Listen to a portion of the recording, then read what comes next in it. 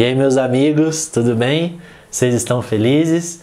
Nós estamos aqui para continuar sobre os princípios elementares e hoje a gente vai falar sobre um tema maravilhoso que é a escatologia, que no finalzinho ali de Hebreus 6 vai falar sobre ressurreição e juízo final.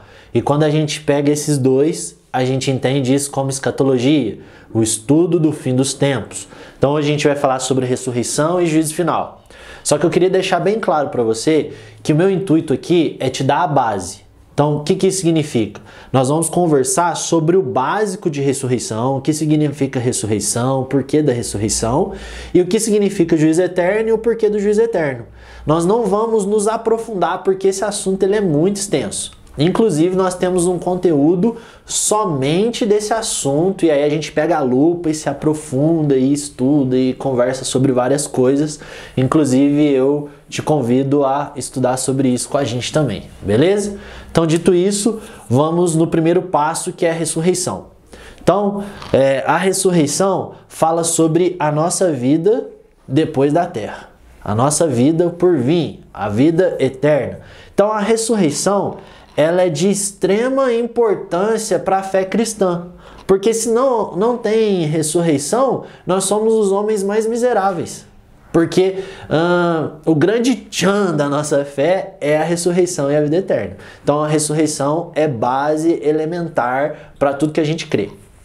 E aí, eu queria começar baseado em 2 Pedro 3,9, que diz assim que o nosso tempo de vida aqui na Terra, o tempo de vida do homem, é a oportunidade para a gente se arrepender.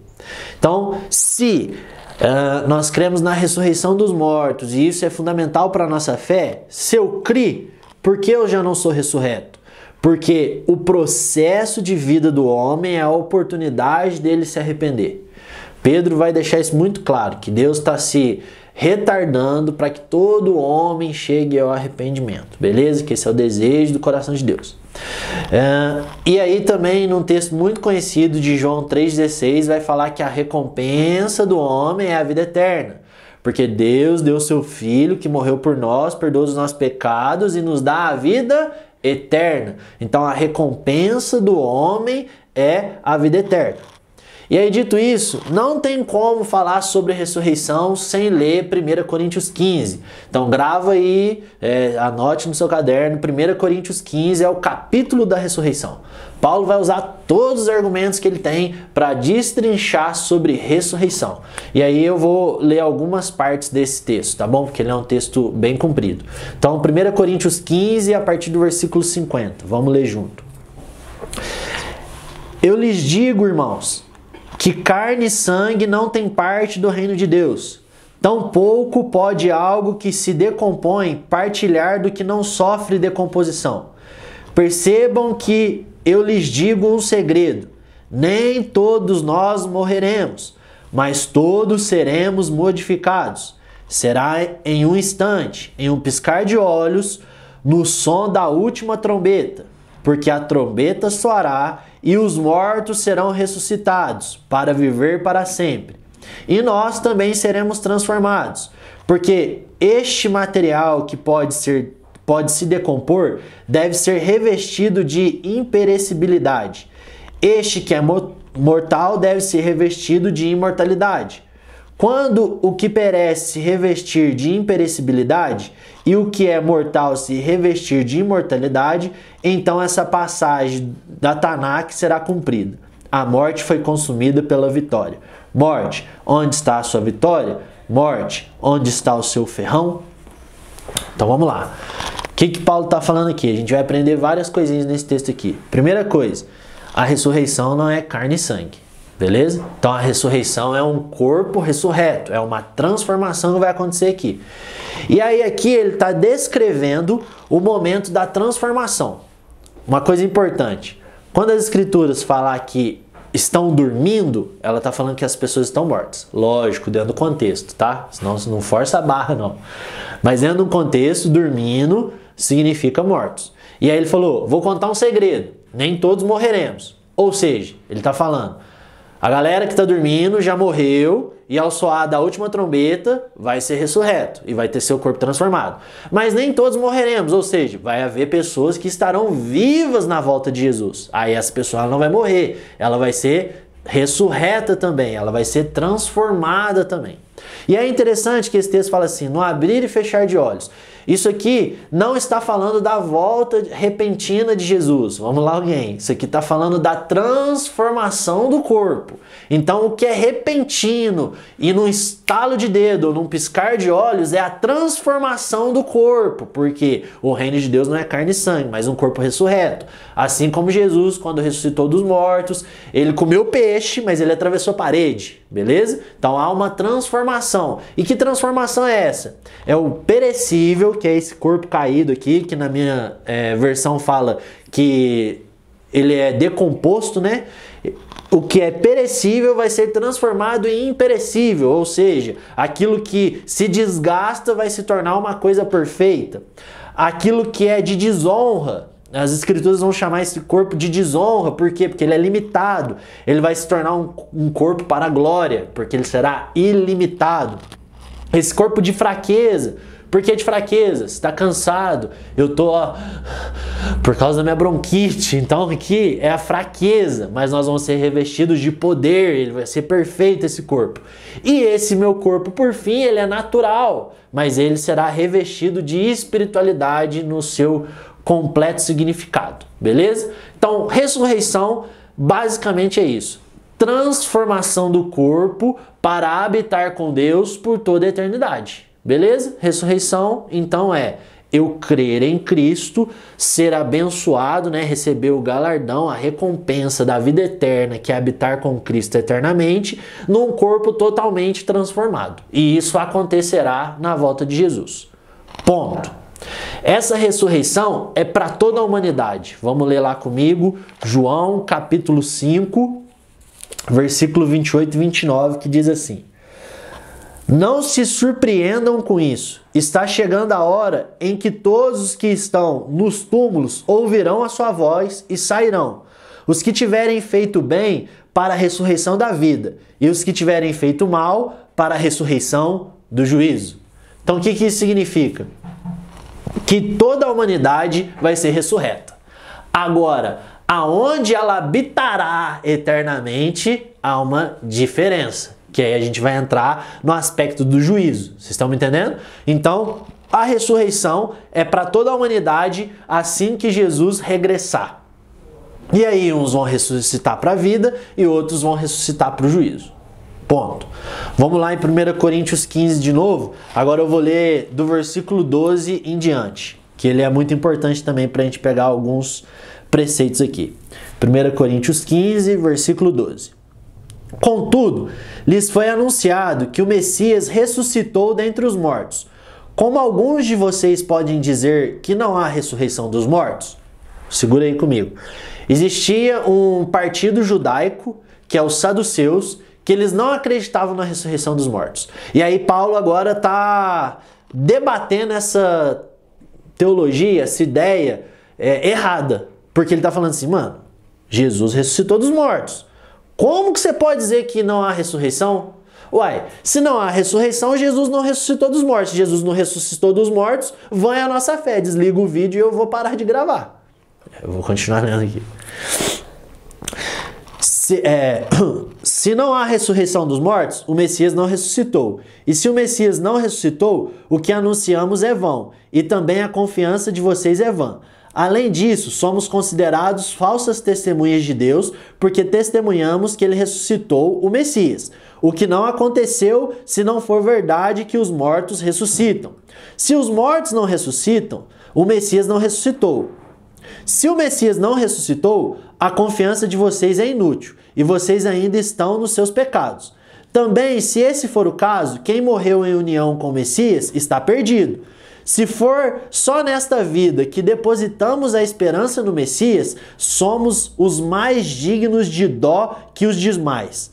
Entretanto, a verdade é que o Messias ressuscitou dos mortos, as primícias dentre os mortos. Pois a morte procedeu de um homem e também a ressurreição dentre os mortos proveio de um homem.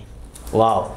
Então, se eu e você não acreditamos na ressurreição, nós somos os homens mais miseráveis. Mas a ressurreição entrou por meio de Cristo Jesus, o nosso Salvador. Amém? Então, essa é a base da ressurreição. O que a gente pode discutir de ressurreição, a gente precisa ser profundo, e eu convido você a fazer o curso de escatologia com a gente. Agora vamos na parte de juízo eterno para que a gente feche os 6 princípios elementares, tá? Então o juízo eterno, que é o último citado lá em Hebreus capítulo 6, é o seguinte. O que significa a palavra juízo? Significa decisão judicial oficial, declarando culpa ou inocência. Então juízo é uma coisa oficial aonde vai ser declarado culpa ou inocência. Primeira coisa que eu preciso te dizer, eu e você somos culpados. Não tem como nós sermos inocentados, a não ser que você crê no Filho, e porque você crê no Filho, o Filho é inocente, e por causa do Filho ser inocente, você é inocentado pela obra do Filho. Então aqui não existe mérito em nós de sermos chegados perante Deus e sermos inocentados pelas nossas obras. Não. Se houver medição de obras, a medição de obras é para condenação. Vocês conseguiram me entender? Então se eu chego perante o juiz para medir as minhas obras, eu serei condenado. Agora, se eu sou inocentado por Cristo, eu faço parte do juízo para receber o prêmio do galardão, mas não da inocência ou condenação, porque a minha inocência está totalmente ligada a Cristo. E isso aqui foi basicamente um pouquinho de soteriologia, de doutrina da salvação. Mas não tem como eu falar de juízo sem falar essa base da salvação. Então, beleza. Diante de Deus, ou eu serei culpado ou inocentado, e tudo isso passa pela minha fé em Cristo, porque nenhuma obra é capaz de me inocentar. E aí vamos lá comigo em Hebreus capítulo 12, a partir do versículo 23, diz o seguinte: a comunidade dos primogênitos, cujos nomes estão registrados nos céus, ao juiz, que é Deus de todos, ao espírito dos justos que alcançaram seu objetivo, ao mediador de uma nova aliança, Jesus, e ao sangue aspergido, que fala melhor do que o sangue de Abel. Cuidado para não rejeitarem aquele que fala, se não escaparem aqueles que se recusaram a ouvir quem os advertia na terra da parte de Deus. O que diremos a nosso respeito se nos desviarmos daquele que nos adverte desde o céu? E aí, no versículo 27 agora, a expressão mais uma vez indica a remoção do que foi abalado, pelo fato de serem coisas criadas, de forma que o que não foi abalado permaneça. Portanto, por termos recebido um reino inabalável, sejamos agradecidos e ofereçamos a Deus um culto que lhe seja agradável, com reverência e temor, porque de fato, nosso Deus é fogo consumidor. Então vamos lá, o que isso aqui tem a ver com o que a gente está conversando? A primeira coisa é que aqui mostra que ele é juiz também. Ele está falando sobre a igreja dos primogênitos que estão arrolados nos céus com milhares e milhares de anjos. Então ele está falando sobre a ressurreição, sobre a nova Jerusalém descendo na terra e o Espírito que aperfeiçoou os nossos espíritos. E uau, é incrível! E no meio disso tudo ele fala que ele também é juiz. E se ele é juiz, ele julgará. E então aqui é uma advertência. O que o autor de Hebreus está falando? Estou advertindo vocês que receberam tão grande amor de Deus. Não negocie isso, porque haverá um julgamento. E aí no final, que é interessante, ele fala assim, porque nosso Deus é fogo consumidor. Essa palavra muda tudo. Por quê? Deus não tem fogo, ele é. O que isso significa? Ele não pode negar a si mesmo. Então, quando nós falamos que ele é fogo, então ele permanece fogo. Então, se você não está ligado a ele, você será condenado. Se você está ligado a ele, você é purificado. Porque ele é fogo. Entende? Ele não tem como se auto-mudar. Então, isso determina que haverá um juízo. E sobre isso, em Tiago 2,13 vai falar que a misericórdia triunfa sobre o juízo. O que eu estou querendo dizer com isso? Deus quer misericórdia sobre a condenação. E o maior ato de Deus desejar misericórdia sobre a condenação é o Filho.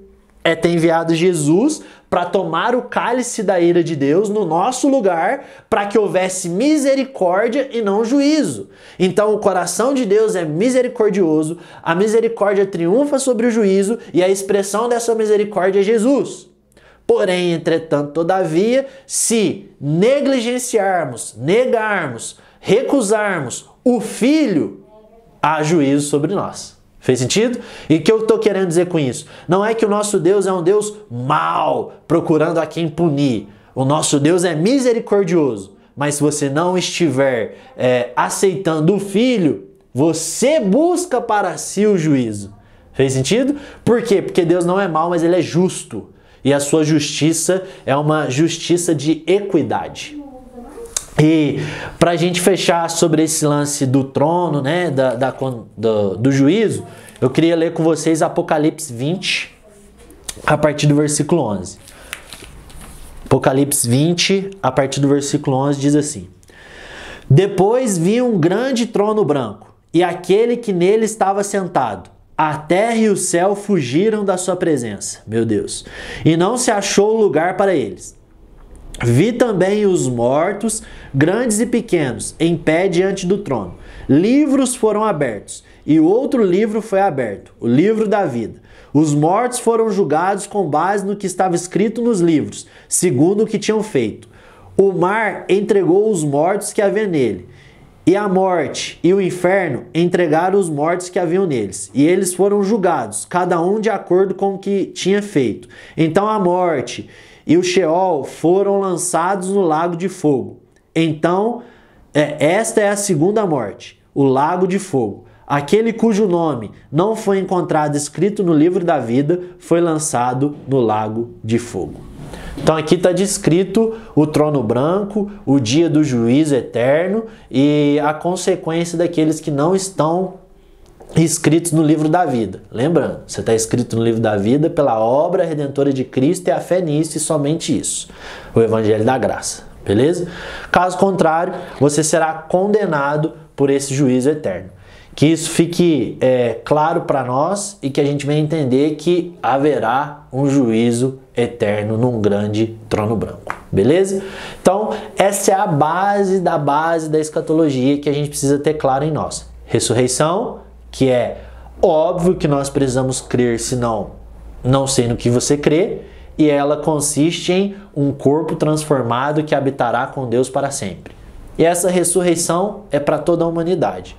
Sejam para a segunda morte, que é condenação por não estar em Cristo, seja estar com Deus para todo sempre por sua fé em Cristo Jesus, que te inocentou por causa do sangue no madeiro. Beleza? Então isso é a base de escatologia. Valeu, gente!